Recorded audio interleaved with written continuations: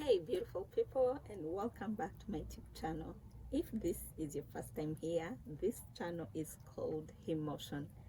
Emotion is a platform where we discuss matters concerning men, everything masculinity. In today's episode, we are going to be looking at men vis-a-vis mental health. My name is Nasra Hassan, and I'm not alone. I am with the guest who is going to introduce himself right after the break. But before, I would like to remind you that you could also be part of the discussion by simply clicking the subscribe button so that you get notification each time we post a new video. Don't go anywhere because we'll be right back.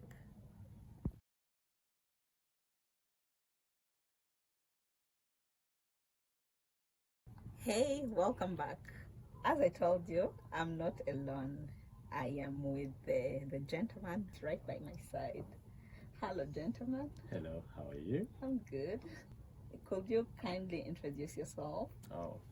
Hello everyone.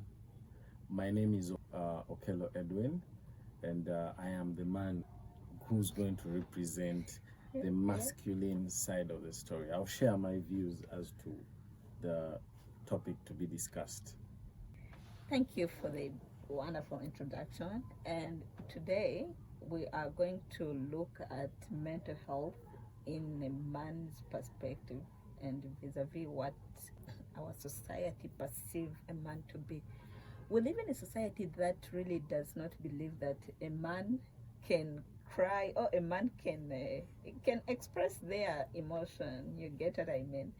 So, and in most cases, when a man tries to show their emotion in whichever form it might be, in crying, in being vulnerable, it is perceived as a sign of weakness.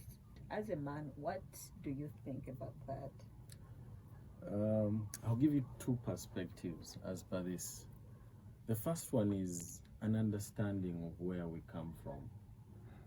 To be honest with you, a lot will be said, but in Africa, in Uganda, this concept is totally misunderstood.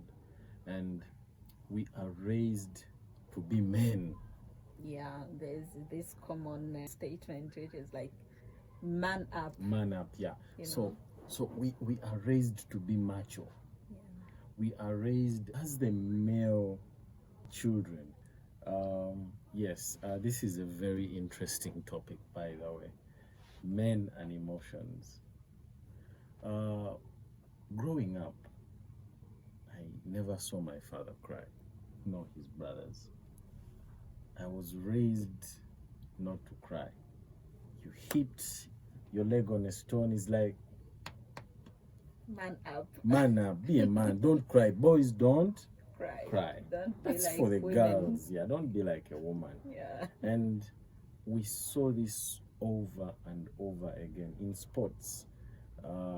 We play physical sports. In speech, men do not show weakness. So in Africa, specifically Uganda, this concept is alien for a man to show his emotions, because we were raised not seeing it, and we were raised to ignore the emotions. True. And many men, many young males are being affected by this. However, that is from the perspective of culture. However, from a professional perspective, I would like to clearly say men are being harmed because of failure to express their emotions. A famous person, Patrice Evra, recently came out and wrote an autobiography where he shared about how he was abused as a young boy. But it shows how hard it was, even in Europe at the time, how hard it was for him to come out and say, okay, this was a point of vulnerability.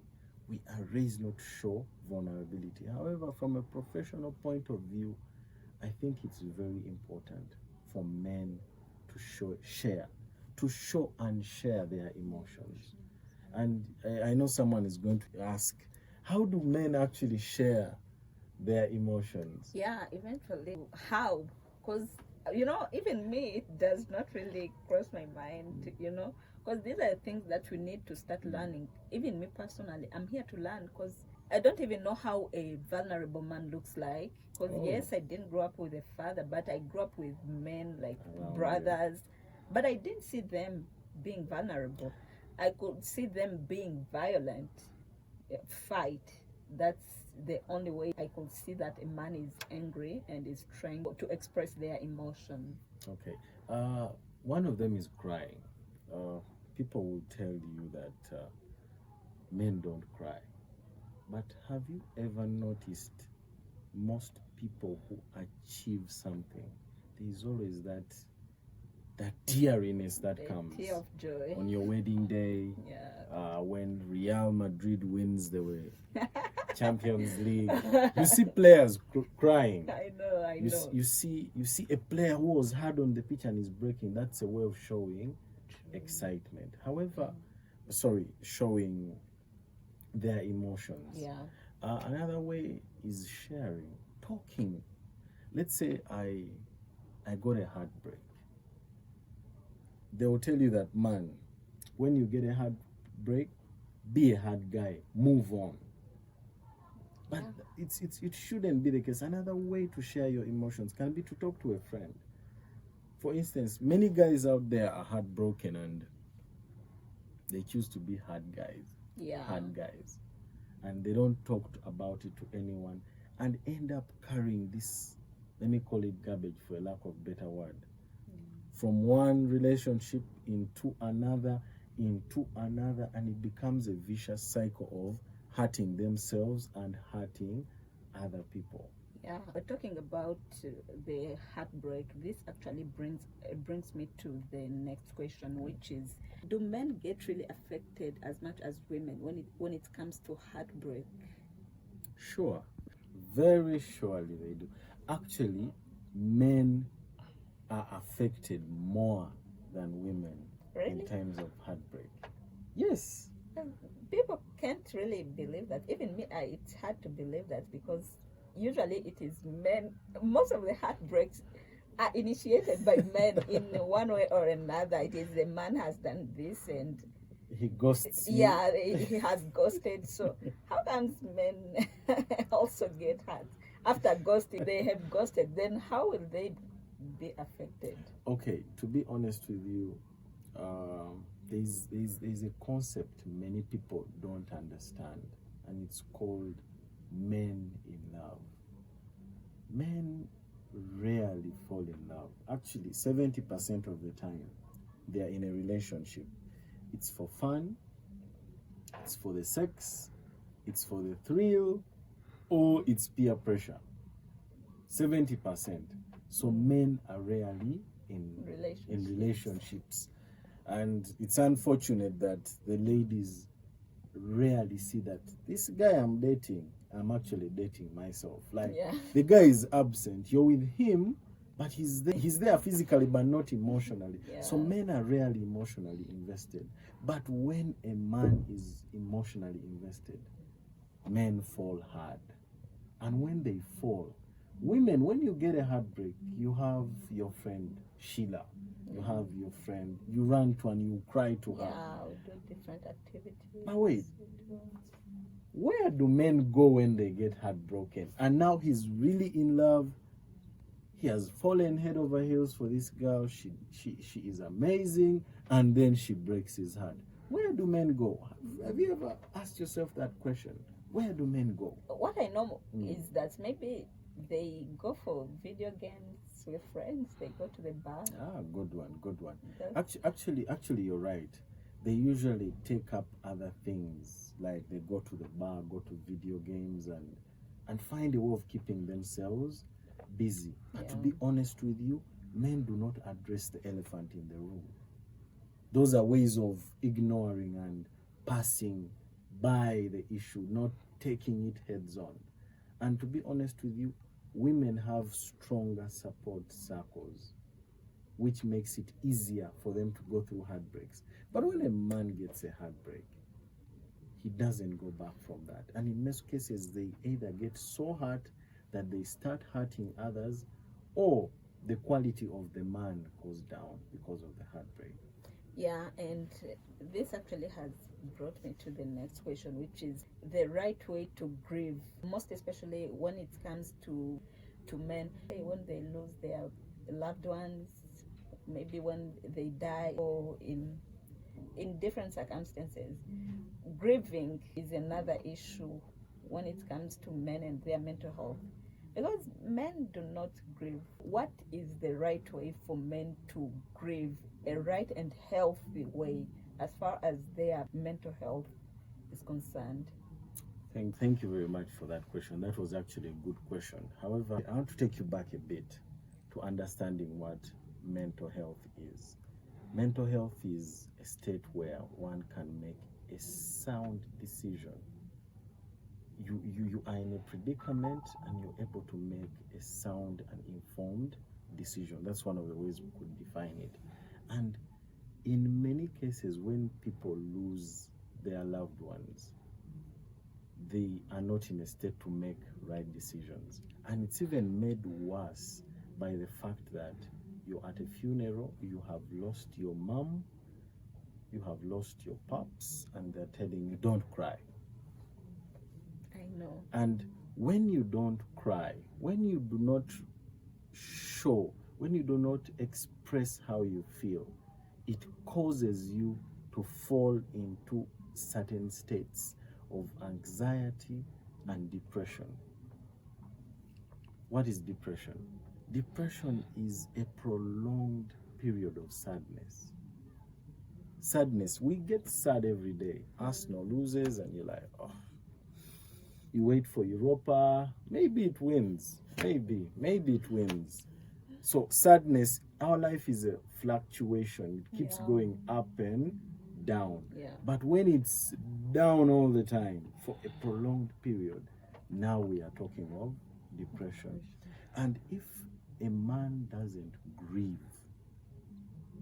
there are chances that his mood will go down for a prolonged period, and this will cause depression. So one thing I would call out, one of the best ways to grieve is to be supported to cry, to be supported to share, and also to break the stereotypes of men are not supposed to cry. Yeah. Men are not supposed to be soft. Men are not supposed to show their emotional side. I think that stigma we have attached to men expressing their emotions should be first taken away. Yeah. Because I feel even if you taught me how to share my emotions, but the society has its eyes wide open like this, I would cry from inside and come out and be like, I'm strong. You see that? So one of the best ways is to raise awareness. We can start by raising awareness so that this goes away, so that men can cry, so that men can see counselors or therapists. Why do I say see counselors? There are times when in a situation wherein we need to offload it, we need to offload our burden to someone who can guide us through our thoughts, through our emotions. You know, the role of a counselor is to guide you through your problems, not to direct you and tell you go here, but to walk with you, to help you overcome one thing after another. So seeing a counselor, I think, is one of the best ways. And I am a big advocate for seeking for mental health support from professionals. Yeah. I repeat this, from professional, because sometimes we have friends who we confide in, and you tell your friend, okay, I'm hurting because I lost someone, and they go and they call you in front of your friends. That guy was crying. I found him crying because Gundi broke his heart. I found him. You see, so when it's not with a professional, sometimes you are putting your mental health at risk, because anytime a secret, there's a joke on social media that it's not a secret because my boyfriend is going to know about it. Couples I share. Like, you tell me something, my girlfriend is definitely going to know about I it. So get. it is risky. So one thing I would also encourage is for us to see professionals in the field of mental health. Yeah. Actually, this has answered my last question, which was going into the same direction. Talking of seeking for professional help, it's not an easy work to convince a man, an African man, to seek for therapy. It is hard. No, it's not. As far as I It's, know, it's not an easy work. Because I remember one day I had a male friend who was telling me about things which are disturbing him and things are not going on well in his marriage. Me, I'm not married, so I don't know what to tell him. I can't even say anything. And the only way I could help him was to maybe to tell him to go to see a marriage therapist. I don't know if it is the right way of calling them, but a marriage counselor. And it was like, it is like, I said something that he didn't want to hear. He was like, those are for people who come from the West. Me, I'm an African man. I can just deal with it. And I know that this is common when it comes to men, most especially African men, because we're Africans and we know how things are done here. So most African men think that way. Actually, that's quite a good example of an African man when it comes to dealing with emotions. First of all, you see, we are not taught to share our emotions. And I see where he would be coming from, where he would say, I'm not going to see a therapist because that's a white man thing and so on and so forth. But personally, I also acknowledge that it's hard. I'll give you a personal testimony. Growing up as a hard guy, by the way, I was a hard guy. So I grew up as a hard guy. Very hard guy. And I'm at university. One of the course units I did at university was counseling and guidance. So one of the prerequisites for you to qualify for this class was for you to at least see a counselor. So week 1, week 2, week 3, I was like, me seeing a counselor for what? I'm the guy who advises people. I'm the hard guy. Yeah. And yeah, it went well until 3 weeks to the end of the semester, where I'm like, I need to graduate. So I'm like, let me go just see the counselor. Let me just go see for the marks. So I go sit. And this lady, I remember she was a lady, an elderly lady in her late 40s, early 50s. And she sat there in her glasses. I don't know why they always wear glasses. So she sat there in her glasses and leaned forward and said, yes, I see you, Okello. What brings you here today? I'm like, they sent me here to see you. So yes, what was there anything you'd like to share with me? And I go silent. No, I'm okay. She's like, okay.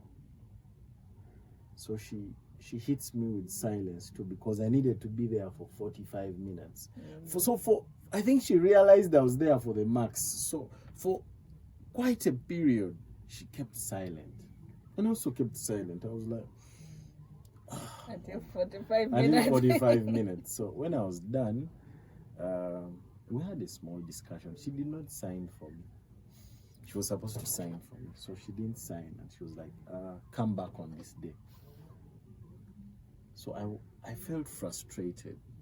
But upon returning, that day she helped me open up. And she helped me know who I am. And she helped me navigate the emotional bit of the story.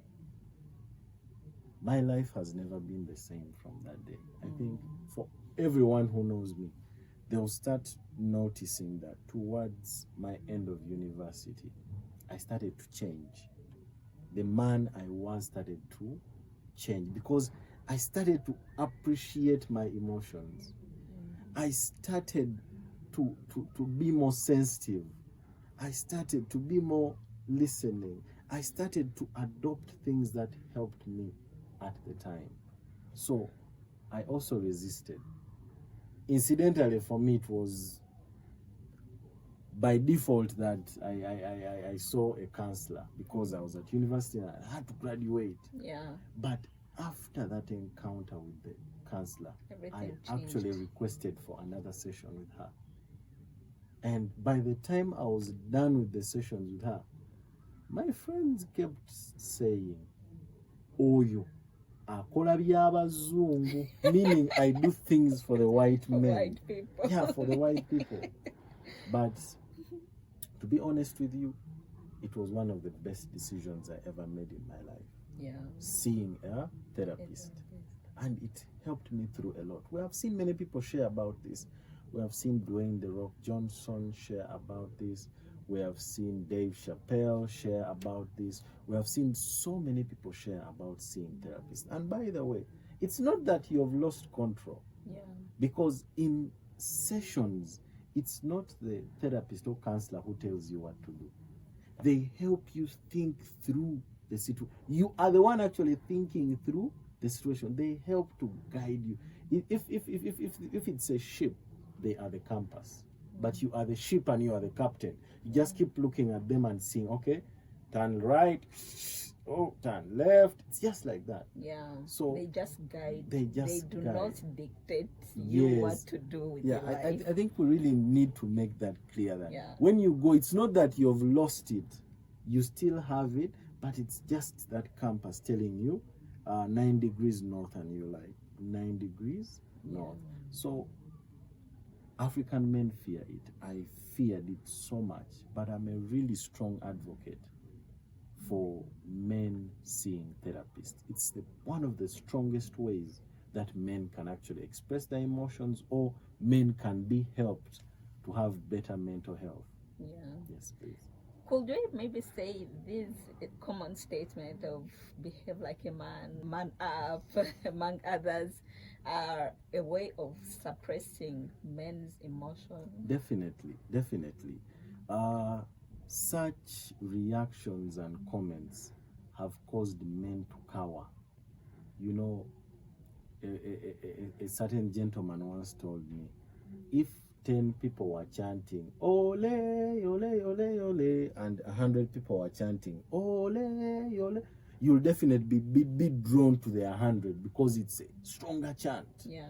So, because men hear more of don't cry, man up, hard guy, what other? There's another common saying these days. It's here. That you're in hard times and you'll be like, Psh, me, I'm a Ugandan. We have seen it all. Yeah, You I get know. it? I know. Like, I'm a Ugandan. I'm a Ugandan. It's a full-time job. It's a full-time job. Yeah. There's another popular one, adulting. Yeah. We're like adulting. Instead of addressing the elephant in the room, we are saying adulting. Yeah. I'm a Ugandan. It's a full-time job. Yeah. So there is more noise about not sharing emotions than there is about sharing emotions. And I think one thing I've loved about this show and this section is we are making noise about men being able to share their emotions. Yeah. True. Thank you. And you've heard it from the man himself. Men seeking for therapy is not a sign of weakness. Man up, I don't know, don't behave like a woman. All those are stereotypes, and all these are the way of making you just to feel like you are not supposed to share your emotions. But it is okay to cry. It is very okay not to be okay. And this brings us to the end of this particular edition. For me and the team, it's a wrap. Stay blessed.